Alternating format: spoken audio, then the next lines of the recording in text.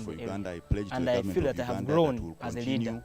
My working attitude with you. has changed from a partner with fixed you to make sure that we mindset. give quality Now I education, think equitable beyond quality borders, education to because all our it children. has also helped me If we have an to educated get society, connections, networking. then I we have have a good friends in society. Ghana, friends in My Nigeria, lecturer friends once in told me, my Liberia, geography teacher used and to I tell me think that is what we every get person would education wish to have to in live a life. responsible life, not to earn money, but to live The a most responsible important life. lesson I have When learned you in live a this responsible fellowship life, is then working the with money people. will follow you. I've worked with Success people closely, will follow you. have If you don't identified live a their responsible challenges, life, and I having have attained all also the education, offered you'll myself be corrupt. to You'll still government work money. with them You'll be to get commissioner solutions XYZ for those has stolen challenges. 1 case in point, a small at school first in when we Mayuge. came here, we You've were been just watching going to the television dam. when engineers You are running away find from animals the there, minister because then they you have have lost money first for stand and all wait these for them schools where we go to move. So please, Because our boer had some remember issues, and all then those words. me and my co-fellow had to I go to love the my district Bible. and had to advocate. And I want then to the read you district this responded, verse. and our boer was Psalms now made. 39, As I talk now, we are having some clean and verse safe water 14 to use. to 13. But if I'll it probably read, wasn't the spirit, from verse 4 the to trainings of the fellowship which we had acquired, and this is what it I don't think says. that I would still be here for And I want you to for take this it fellowship, home. because I was almost Lord, quitting. remind me but how because of the to- trainings, how brief they my time impacted on on me, earth and I was able to persevere and work with the community is. amidst all the Remind me that my challenges. days are numbered. How fleeting The my fellowship life is. has prepared me You have made my life to no go longer, through a line of education You've made my life because no longer than the width I have developed of my passion hand. to change the obstacles which are My there in entire the system. lifetime I've is been just here a at St. moment Kitts Primary School. to you. I have At best, each of us but each of have us worked is closely with the but teachers breath. employed by government. I have We are worked closely mere with the moving SMCs, shadows. the PTAs, And all our and I busy have rushing ends identified in issues which are affecting always use education. this to remind So me that whatever I I believe do, that after the I have fellowship, limited time. I want to enroll for Remember a you course, started working when you are a postgraduate diploma 18 to in understand what you're doing educational at the planning age of and 18. management, whereby Okay. I can also But add all a the other times, voice you only on have the from 18, reforms 21, in that's when you education start making that I have money, then you seen go to 40, where 60, the obstacles then come when I reach from 40, that they told me I hinder, have to go for especially the yearly performance checkup. of the learners in these schools.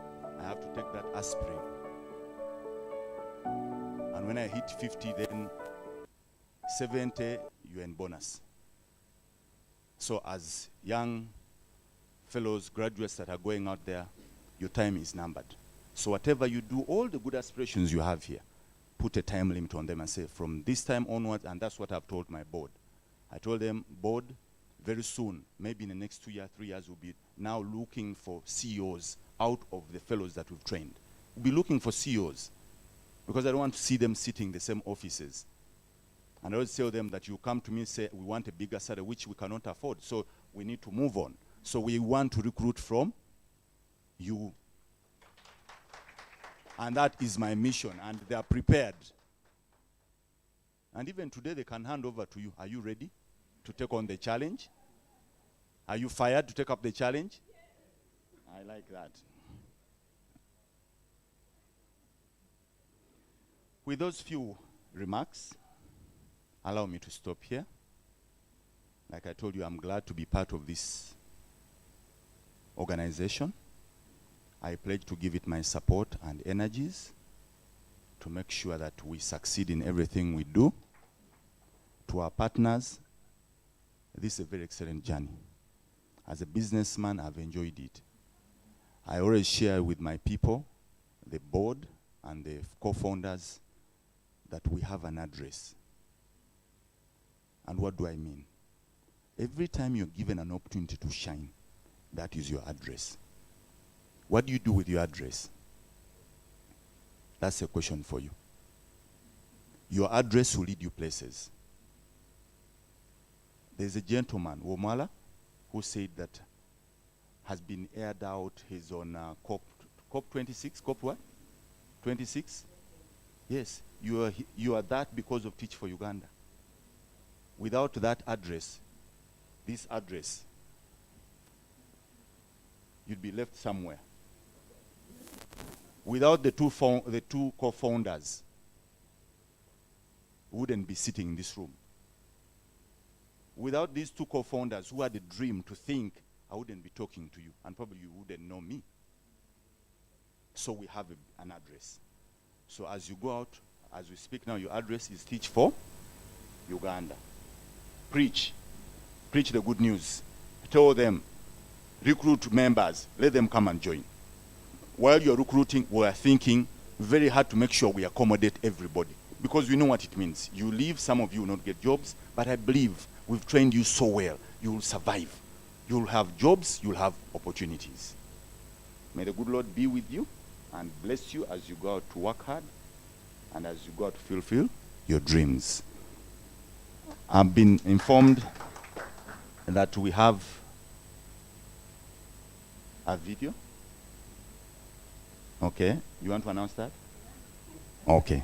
She has hijacked me, and you have to come back again? Okay.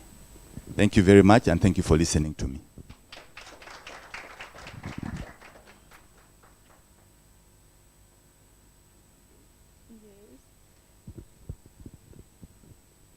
Thank you so much, sir. Ladies and gentlemen, please, may you stand up and put your hands together for Mr. Andrew Muchibi, please. Please be seated. Ladies and gentlemen, Mr. Muchibi said we need to rethink. And it got me rethinking, and as I'm going home, I'll be rethinking. And this ties to our theme of the day, reimagining the future through our future through education post-pandemic. And this can only be done when we rethink. We cannot reimagine unless we rethink. Ladies and gentlemen, I would like to lead you to the next item of having some of our stakeholders giving us testimonies about this great fellowship program. Over to you, Spanora team.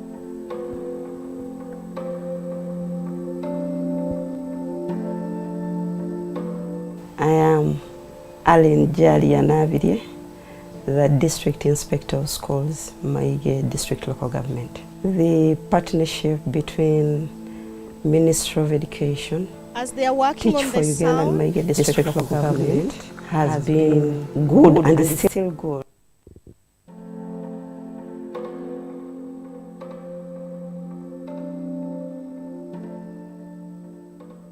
I am Aline Jalianavidie, the District Inspector of Schools, Maige District Local Government. The partnership between Ministry of Education, Teach for Uganda and Maige District Local Government has been good and is still good because we were engaged from the start.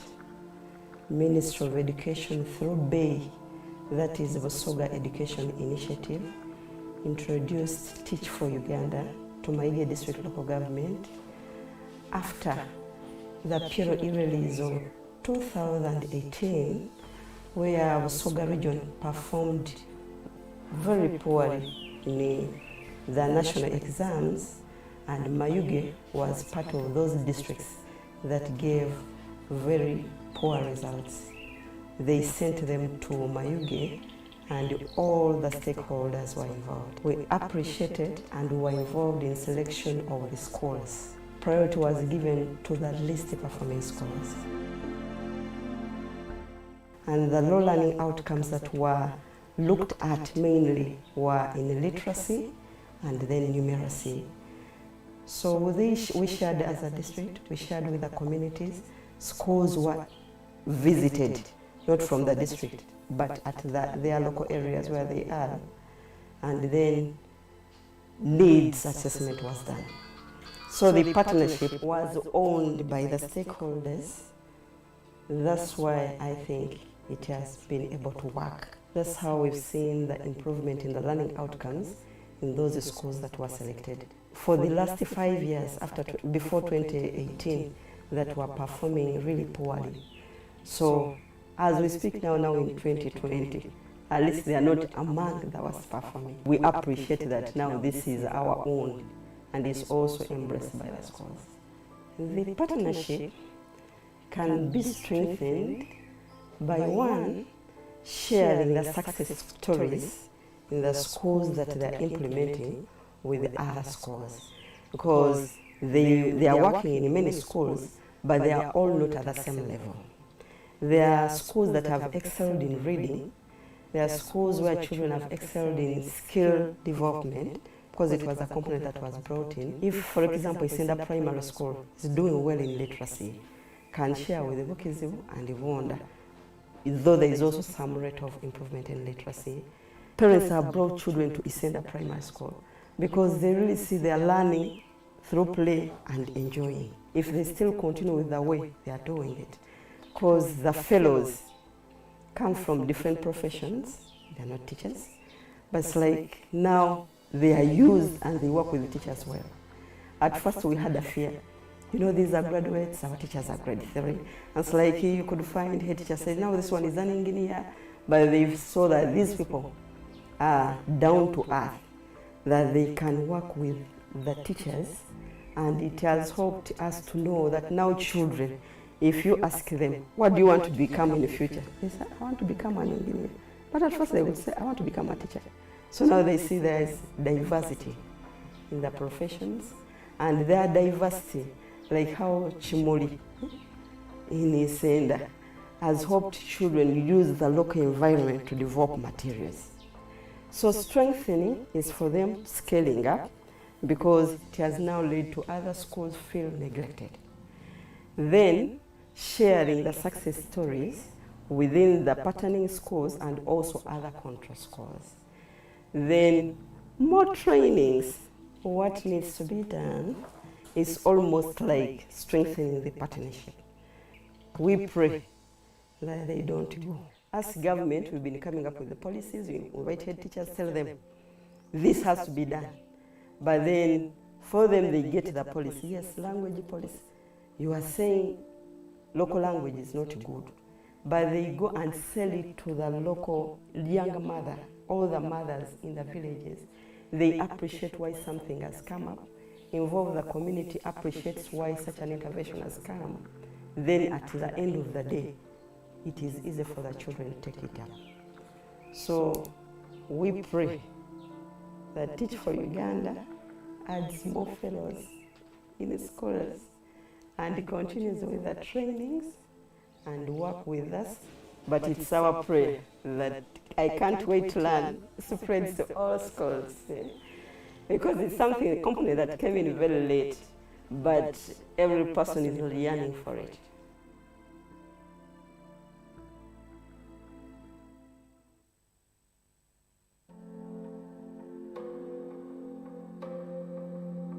Thank you so much.